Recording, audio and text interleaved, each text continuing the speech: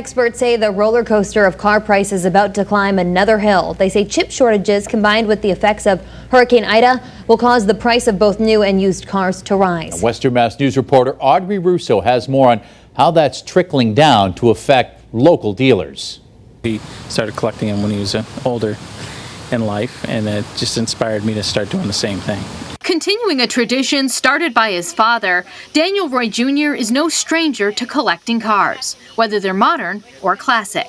Selling them is another story. I tend to keep them unless I absolutely have to sell them. Recently, he's received big offers to trade in his used cars, and he's not the only one. It's kind of like the perfect storm. With the ongoing chip shortage, plus Hurricane Ida's floods ruining thousands of cars, dealerships are having a tough time getting vehicles on their lots to sell. It'll probably take 3 or 4 months before inventories are back up to where they should be.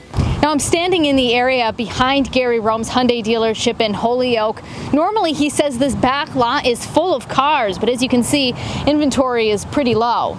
And because of the shortage of cars, in particular used cars and new cars, the prices have escalated. Rome tells Western Mass News even car rental companies are scrambling to replace fleets that were sold off at the start of the pandemic when travel was almost non-existent. He says those companies are paying more than the cars are worth just to build their stocks back up.